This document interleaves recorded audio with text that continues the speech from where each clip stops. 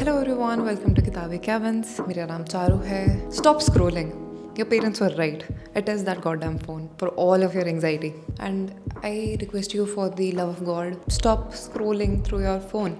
You keep scrolling and scrolling and you end up feeling so empty every time you're scrolling. And you know what is the worst part about it? That you don't even remember what you have consumed. Okay, quick question. What were the name of the creators of the last 5 reels that you watched? Okay, name any 2. I know that you won't remember most of it because we are just mindlessly scrolling the entire day. I can trace back the feeling of feeling empty after scrolling to this book that I recently read, which was The Anxious Generation. It was also the book of the month on Kitabi Cabins for January. The book was a little generic in the start, but there was this particular chapter which was spiritual elevations and degradation, and my god, that chapter was so good. I think मैंने पूरा chapter highlight किया हुआ है on my Kindle, which basically talked about this idea that all of us have a God-shaped hole inside us. Although the author is an atheist, but he talks about this idea called as God-shaped hole, which was a term first popularized by this philosopher Blaise Pascal.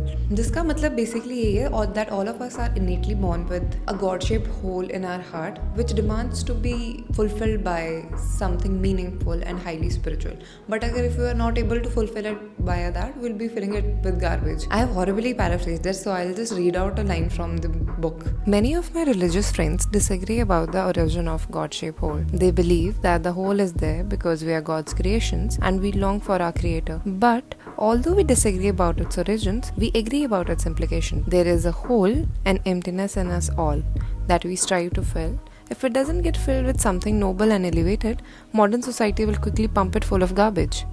All what this metaphor is trying to illustrate is this innate human longing for meaningful connection and spiritual fulfillment, and how current digital media is just not able to fulfill that for us. And books have this incredible ability to help us connect to emotions and knowledge in a way that social media just cannot ever do that. And one very crucial change that I've made in my routine to keep myself sane is by digital journaling. I started digital journaling as a practice to stay away from Instagram. Like every time I'd open my phone to check Instagram, I'll rather open my notes app and write whatever I'm feeling on it. I'll write about everything and anything that's going on in my mind, be it for 5 minutes or 15 minutes or a full-fledged journaling session, but I will just write. Because keeping up with a pen and notebook, I think demands a lot more dedication for me. I cannot put more emphasis on how life-changing this has been for me, because my brain is much lighter. I'm way less anxious. My brain is not constantly fighting over with their thoughts. एक thought एक दूसरे से लड़ता हुआ overcrowded नहीं कर रहा है मेरे दिमाग को. This has reduced my scrolling time immensely. I am always writing, and I